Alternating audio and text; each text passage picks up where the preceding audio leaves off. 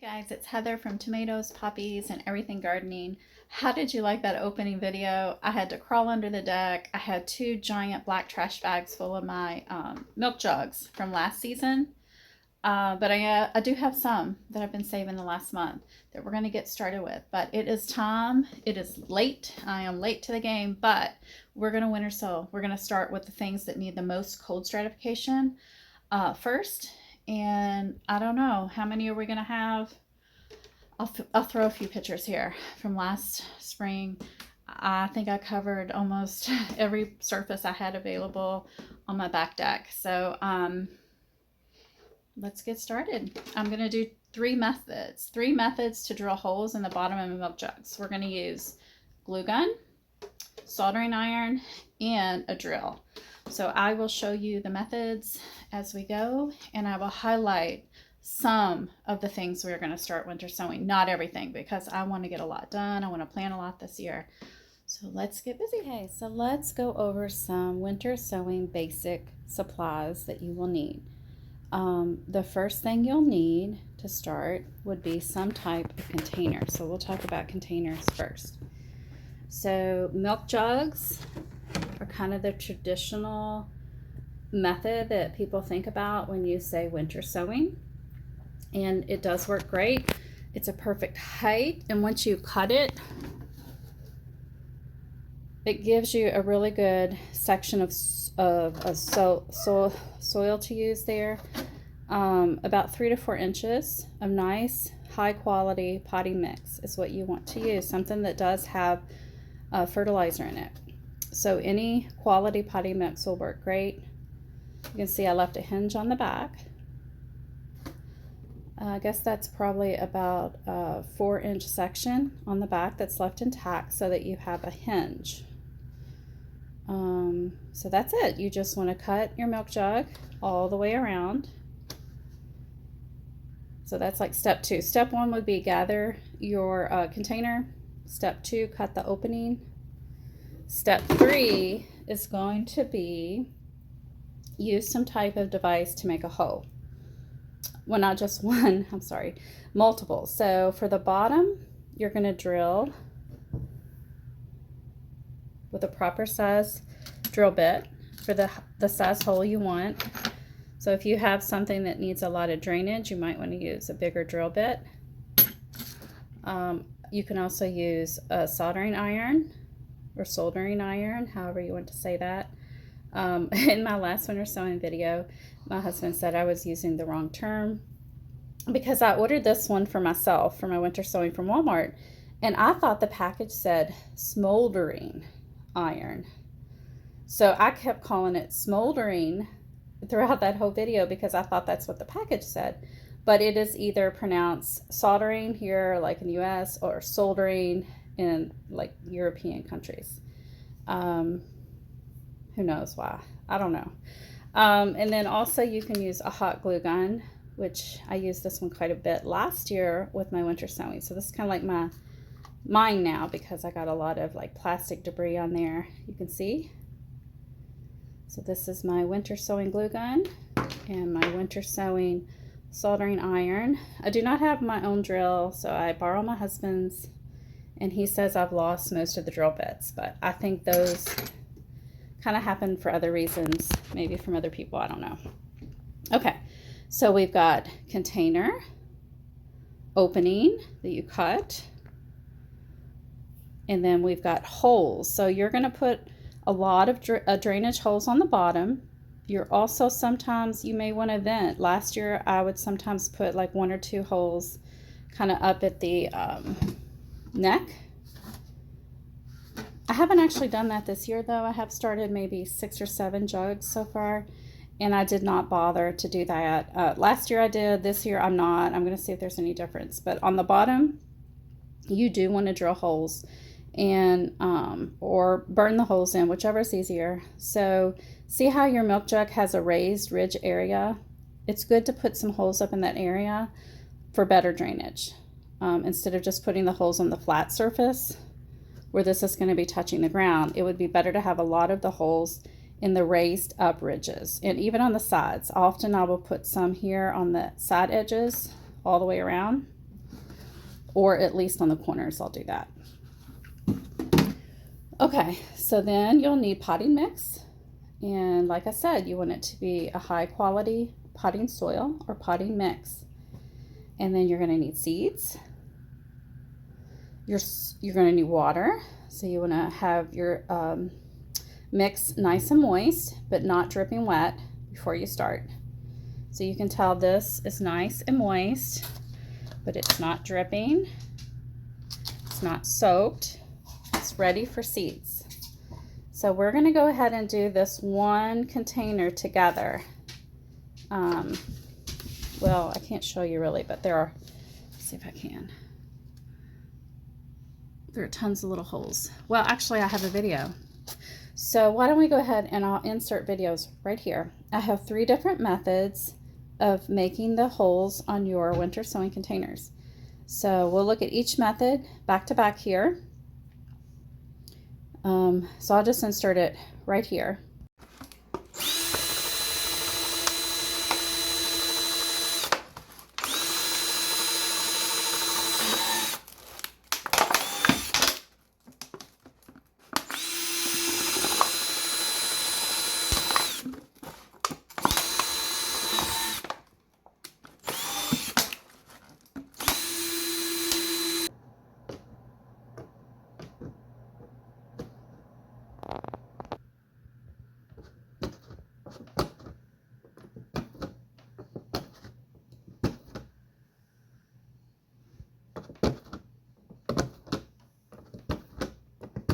Okay, so now that you looked at all 3 methods, the last one you saw was me making the holes in this exact container for today's demonstration. We're going to use this purple rock cress seeds. They're itty bitty. Now, I think you might be wondering at this point, okay, Heather, you said to use a container with 3 to 4 inches of mix, but look, this is probably maybe 2 inches. That's because for certain seeds, I have found I can get away with using these flat trays. And this actually came from Costco. We bought some of those pinwheel roll-up things, and I saved the container. You can see I put a lot of holes in there on the lid because I don't have a milk jug opening. So on the milk jugs, you're going to leave your cap off. Let's see if I can take this cap off. And that is how air gets out and in, and water will get in to moisturize your plants. So since I'm using this other container, there's no milk jug opening. I just have a lid. So I had to drill all these holes so that the air can move in and out, and also that the water can get in. Because the goal with winter sowing is to make things super easy on you. You don't want to have to do a lot of work. That's the main reason I really like this method. So you can see I've picked out any big chunks. And we've got our seeds. So I'm just going to sprinkle them on the surface. These seeds are tiny little seeds that need light to germinate. They do not need to be covered. So I'm just going to sprinkle, and then we're going to put the lid on, and we're going to tape it with duct tape. So that would be the next item you need, is a really strong adhesive tape. I like to use a white or cream or clear color. So let's see if I can evenly sprinkle these. Anyway, so the reason I like to use the trays for certain seeds is because I know this is a very low growing flower. It is not going to get very big at all. It's a very short, maybe 2 to 4 inch in height when it's fully grown. And I'm going to be transplanting these out when they're not even that big. Okay, so we got those spread out and sprinkled. Other things that I have used these trays for would be moss. I've grown moss, I've grown sweet alyssum, I've grown Roman chamomile. I feel like there's some other things I've done similar size. So it's a similar final mature height plant is what I will start in these little short trays. Maybe even, well, I don't know if that would transfer well. I was going to say like micro clover, but that is kind of develops a rhizome root underneath. That might work if you just kind of divided this into chunks at the end. What else? Oh, Corsican mint I've done in these trays. That works really great. And then you can just divide once they're germinated and growing little squares, and then just plant the little chunks and it'll naturally spread on its own. So that's kind of what I'm hoping to do here with this purple rock cress. So now that we've got the seeds down, the soil is nice and moist. We're going to put the lid on and let's see if it'll snap. Sometimes these containers that are just for single use don't really snap on really well, and that's why you really need the tape. So, oh, well, maybe, I don't think it's going to cooperate. I'm going to end up needing to put a little bit of tape. Okay, so it did snap nice for me there.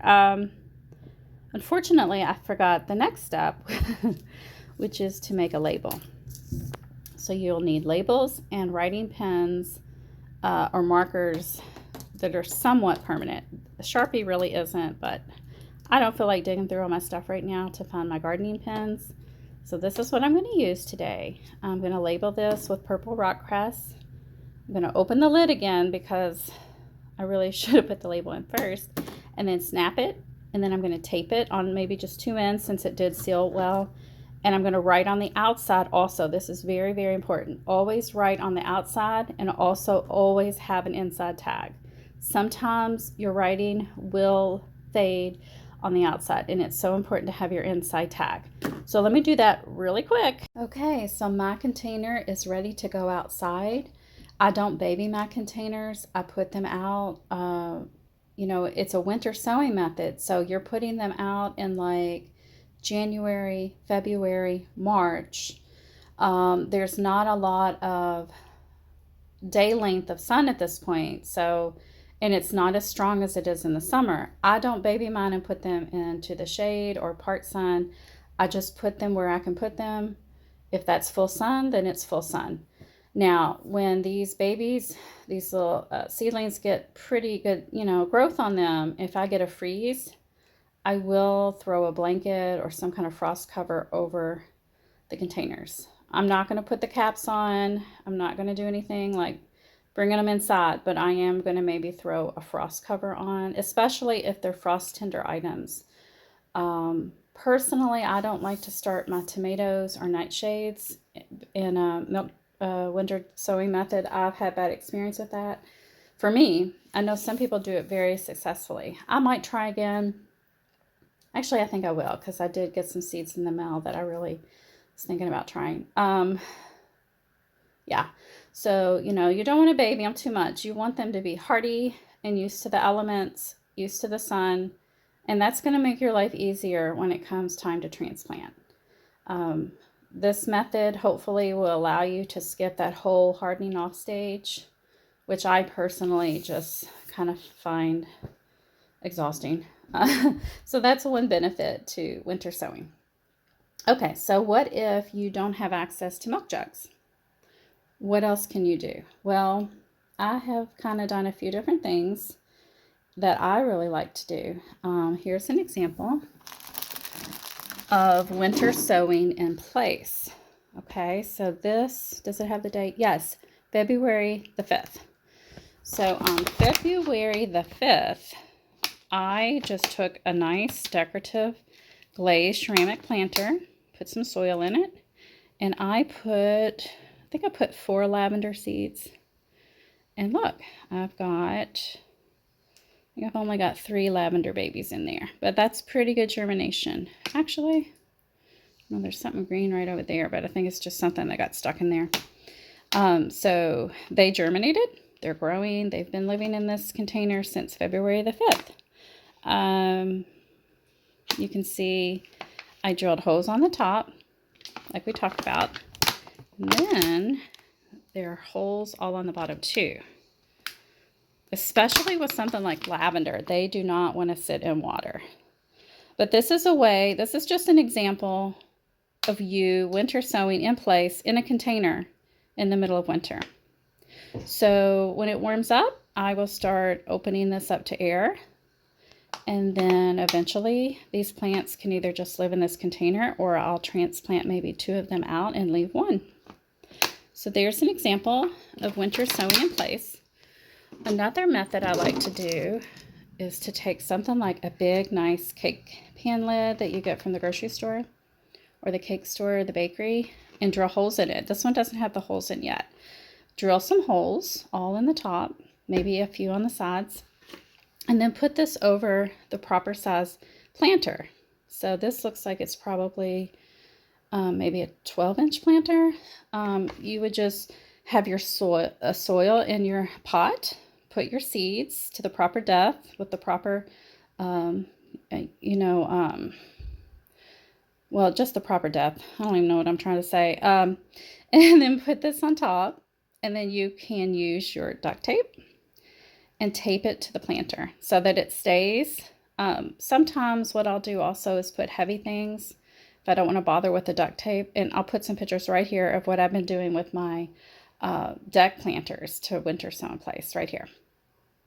See, I used, where did those containers come from? I think they might have been sushi containers that we got from like Costco or somewhere like that.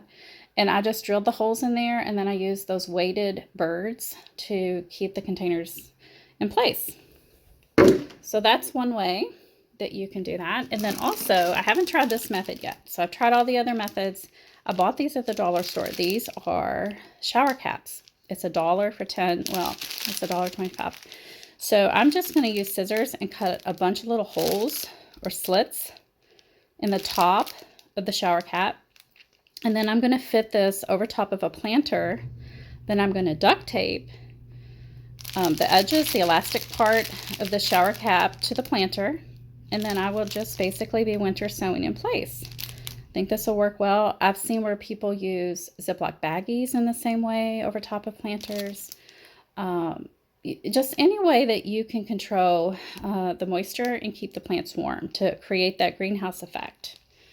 Another thing that I'm going to do later today, I'll probably make a video about it after I soak my nasturtiums. I've got these little tiny 2-inch biodegradable pots. I don't particularly love these or recommend these, but I had them in the garage. I found them when I was cleaning out. You can see they're pretty old. I'm going to take, I've got 3 cupcake containers I've been saving for a long time. Let's see, this is from January, well, I guess not too long, January of 2023. I'm going to drill holes in the bottom, some holes on top.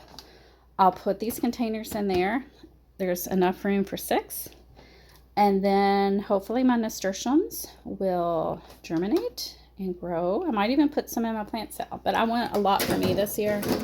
I have a little bit of trouble with nasturtiums because, you know, they like it warm, but they don't like it hot. So September and October are my best nasturtium months. But I'd like to have more in the spring too, so I'm going to try this. Here's another one I've been saving for this project. Drill holes on the bottom, holes on the top. Put your little cups in there. Also, I have done this without the cups. I did this last year. I would just drill the holes, bottom, top, put dirt. Fill this whole cup up with dirt and then plant something.